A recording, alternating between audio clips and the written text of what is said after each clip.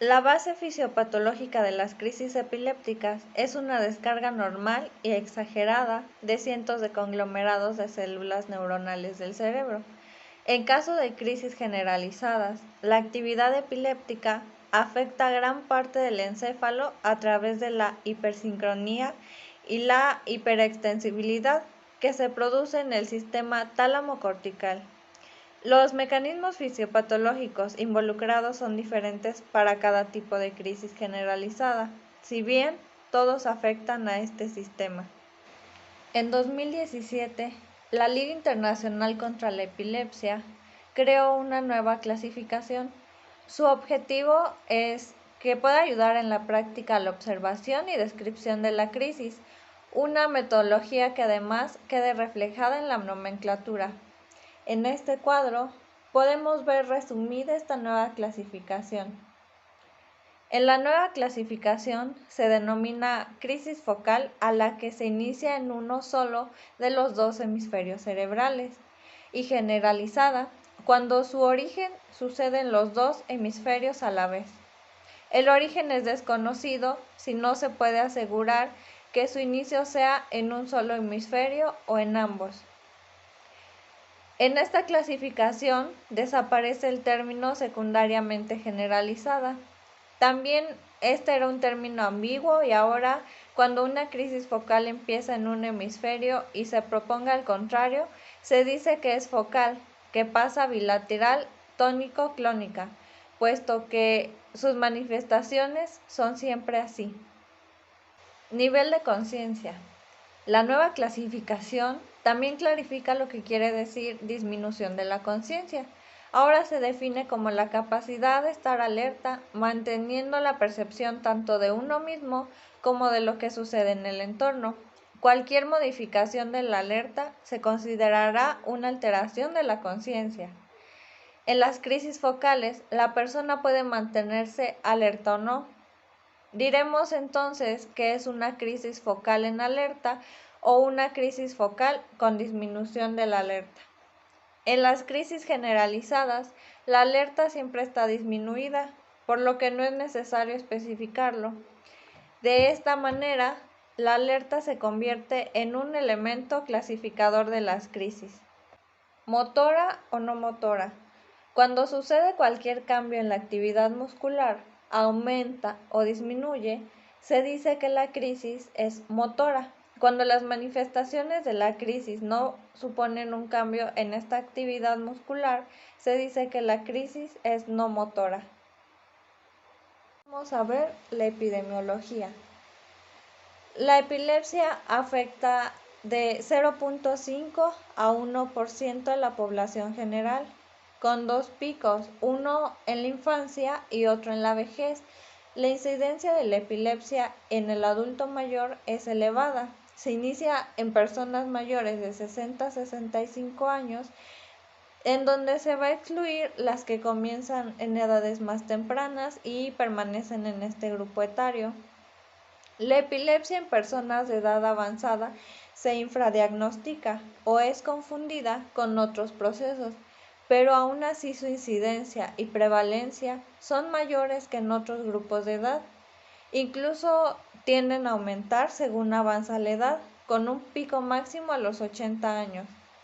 El 25% de los nuevos casos de epilepsia se diagnostican en el adulto mayor, siendo más frecuente en el sexo masculino. Las cifras de incidencia, que es el número de casos nuevos por año, oscila entre los 127 a los 134 por cada 1000 habitantes en mayores de 60 años.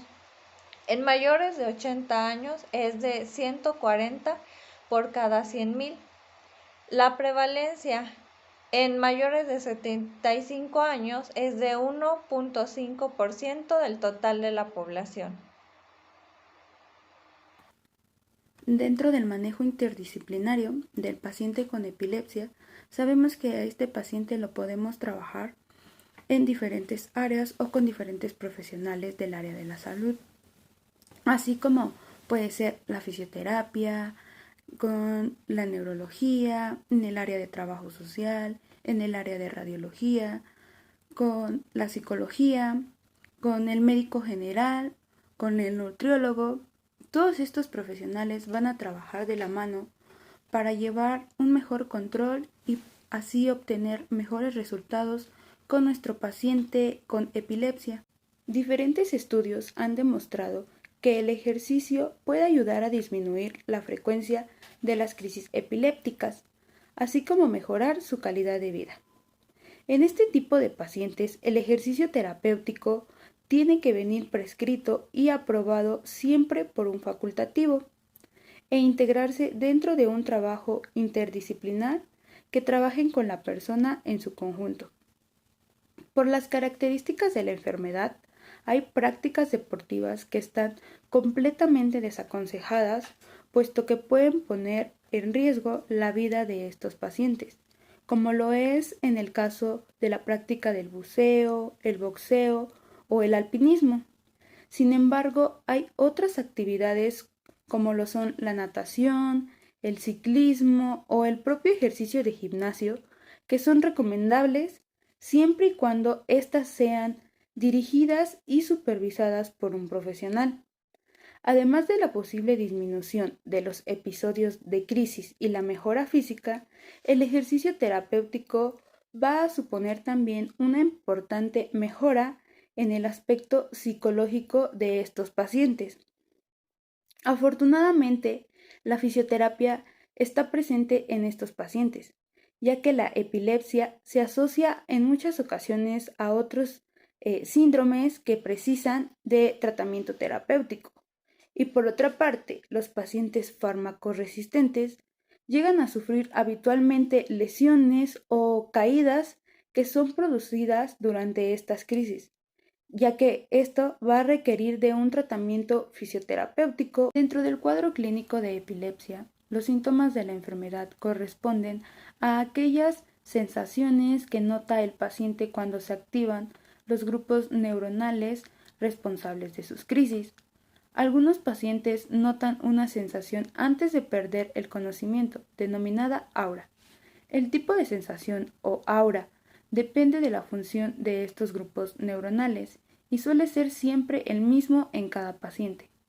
Algunos de estos síntomas son miedo, que viene y se va de forma repentina, sensación de haber vivido ya una situación, náuseas o sensación de que algo sube desde el estómago, parestesia en alguna parte del cuerpo, visión de luces o colores o figuras, olores anormales que en general pueden llegar a ser desagradables para estos pacientes, ruidos anormales y distorsión del sonido.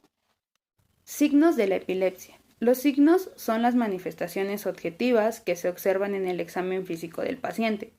Dentro de estos están la alteración del nivel de conciencia. El paciente se queda ausente y no responde a las preguntas. No es consciente de sí mismo ni de su entorno. Automatismos. El paciente realiza movimientos repetitivos con la boca o las manos, como tragar repetidamente, tocarse la ropa, etc. Esto puede ocurrir estando o no ausente. En general, el paciente no lo recuerda después. Rigidez. Esta puede afectar a una extremidad, la cara o todo el cuerpo, lo que son las crisis tónicas. Las crisis tónicas agrupadas son el signo más importante de un síndrome epiléptico de los lactantes. Sacudidas musculares. Estas pueden afectar a una extremidad, la cara o todo el cuerpo, que son crisis clónicas. Las convulsiones. Una convulsión generalizada consta de una fase tónica, durante la cual hay rigidez de todo el cuerpo, y se produce un sonido gutural y luego de sacudidas musculares generalizadas en brazos y piernas. La duración suele ser de 2 a 3 minutos y puede acompañarse de mordedura de lengua e incontinencia urinaria. Confusión. Típica después de una crisis con alteración del nivel de conciencia y también de una crisis generalizada, tónica clónica. Problemas para hablar. Algunas crisis se caracterizan únicamente porque el paciente no puede encontrar las palabras aunque lo intenta y está consciente, que son las crisis afásicas. En otros pacientes con crisis que se inician en el hemisferio cerebral, donde está el lenguaje. La afasia se ve después de la crisis durante unos minutos.